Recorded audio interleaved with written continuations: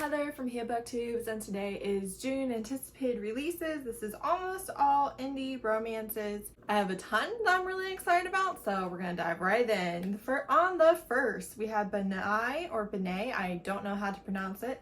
Mitzvah Mistake, which is Last Girl Standing #1 by Stacey. Agdern, maybe? Can't read my handwriting. So this one sounds really fun. It is a Jewish romance. They are kind of enemies. He's a hockey player and he ruined her sister's career. And then she works for this Jewish charity, and then they have to have their bar mitzvah and bat mitzvah, and they have to do it together.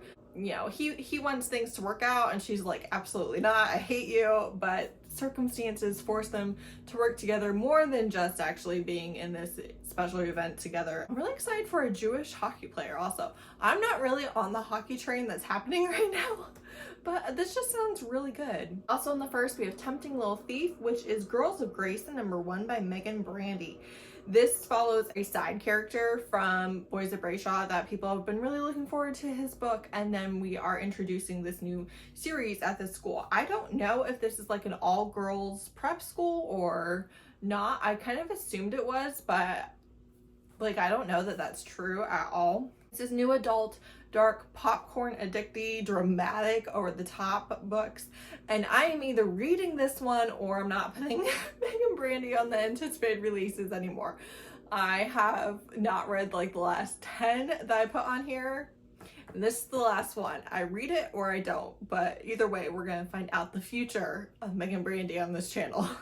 Then on the 6th, A Love So Dark, which is Fatal Fidelity #4 by Rien is coming out. This is the 4th book following the same couple, so you do have to read the previous 3 books, and it's a non-binary assassin and the woman that hires them to kill her husband. I really enjoyed the first couple of books. I did DNF the 3rd one because I was reading them back to back and I was really irritated with the main character, and this does a thing that I really dislike. It happens a lot with this type of setup for a romance, where you have one character who's really good at murder and then they become bad at murder for love, and that really annoys me.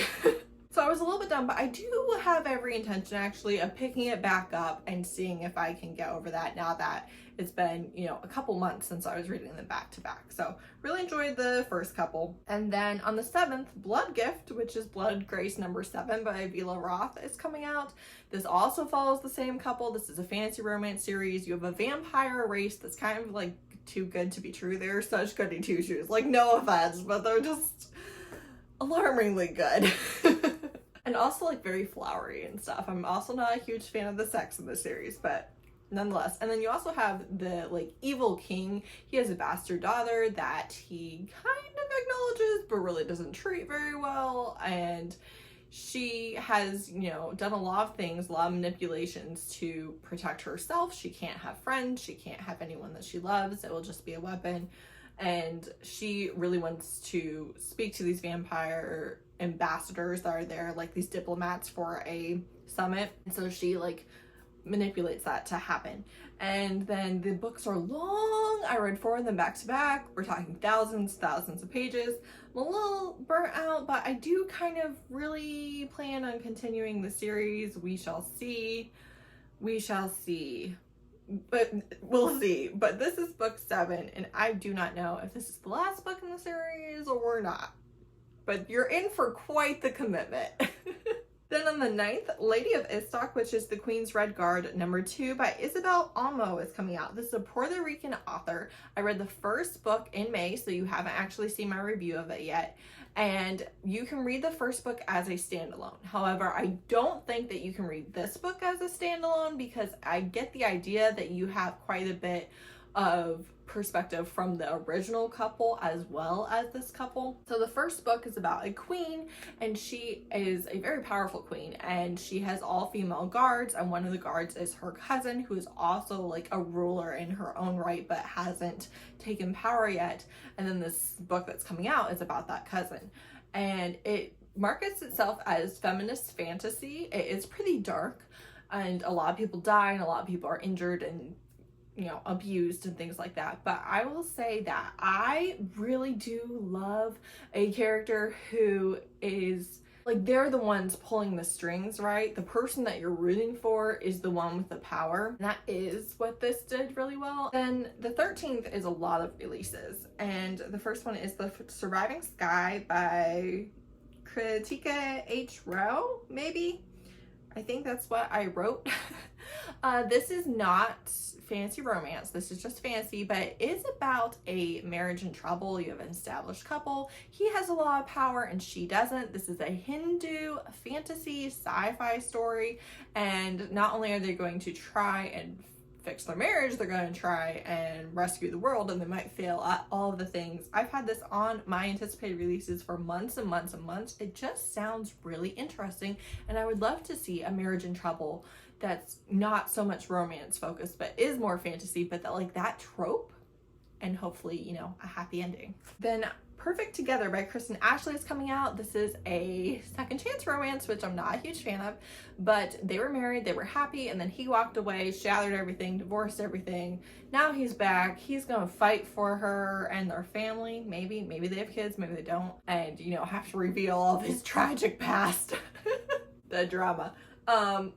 I don't anticipate this being a new favorite Kristen Ashley, because I really don't love this setup, but I'm gonna pre-order it and I'm gonna read it, and it's a Kristen Ashley book, so like you shouldn't be surprised. So I'm still excited about it, but just not my go-to setup. Then lastly, for the 13th, we have Magic Claims, which is Kate Daniels' The Wilmington Years #2 by Ilona Andrews. The first book in the spin-off series was a novella. This, I believe, is a full length, so that's pretty exciting.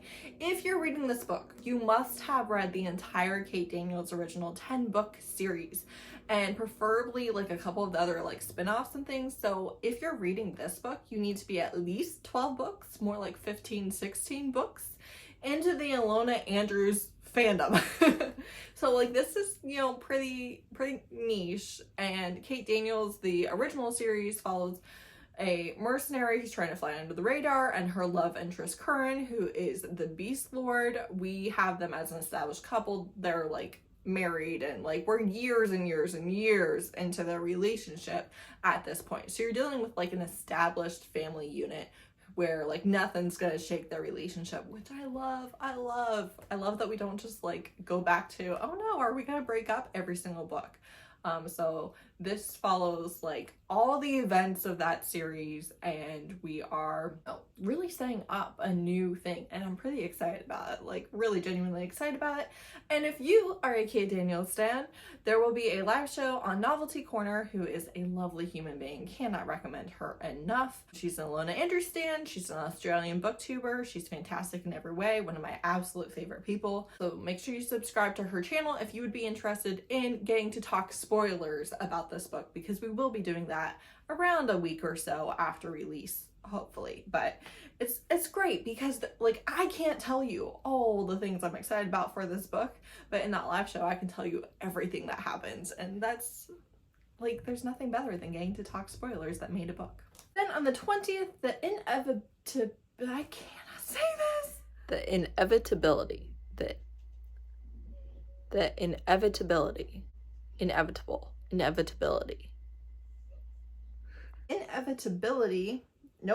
Inevitability of Death's Gate by Nika Marie, which is Neeks here on BookTube and Book Talk and Bookstagram, BookTwither. She's in the book community, has been for long before I joined, and I am a fan. Yeah, this is a fantasy series. There's going to be a touch of romance, not a lot of romance in this first book, more so in the next book, but we will have some romantic moments, if you will, in this first one. And it's really like a family drama saga. They have been protecting the gate into the underworld or death or whatever for like a long time, and now of course things are happening and our main character is having to deal with a lot of that. And I'm very excited for Neeks. Very excited. I hope that, you know, a ton of people pick this book up and love it.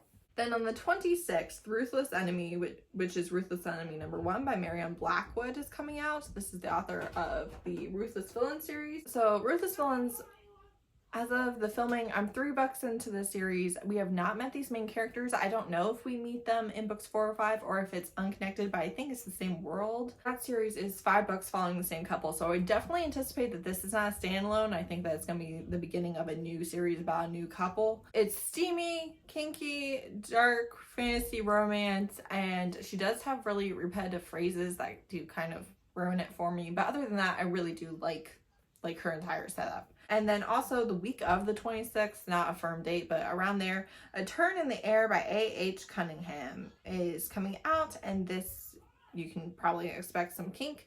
I know that we're getting primal kink, which I'm very excited about, because a lot of the books that say that they have primal kink really don't, in my opinion. Like, they are false advertising.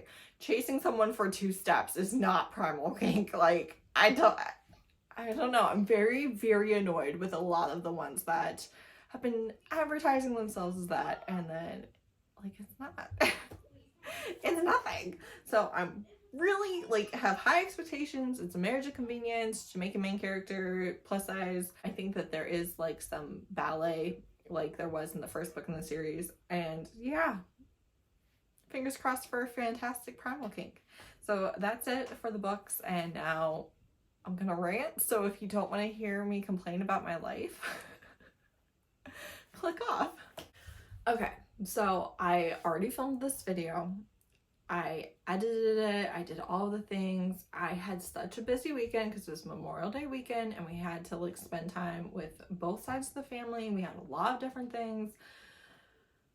So much stress and everything. My kids were gone on Friday, so I filmed the video. I was like, I'm not gonna have time. So I filmed it, I edited it, I looked really cute. I kept the look for date night with my husband. It was great. Kids were gone, it was silent, everything was good. Long weekend, too much peopling for me. I don't want to do any of the things today. I have to because I have a beginner piano lesson and it's excruciating. I am by no means like a professional musician, but when you are advanced and you have to listen to, like, the most basic things be done so badly, it's like an assault on the senses. It's just, and it's fine. I don't mind. Everybody's a beginner. It's okay to be a beginner. But, like, I have to clean my house. I have to go through this. I have to listen to children argue with me about things that, like, they're just wrong about. They don't know. They don't know this thing about piano. And I do. And that's why I'm teaching them piano. And it's just like, why are we arguing about this? Anyways. And then there's, like, a million interruptions. Like, it's not a good day for filming. I didn't want to have to film today. So I, like, did all the inconvenience of getting the video already ready.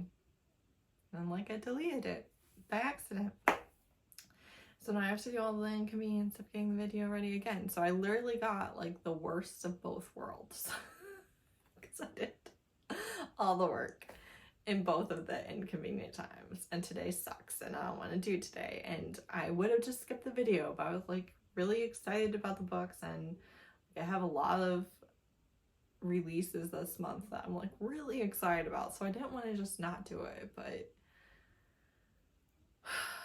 sometimes life sucks, and sometimes it's, like, really little things, you know, like, and you don't even feel like you can complain about it, but someone else having worse problems doesn't make your problems go away. It still sucks. So I am not thrilled with anything. So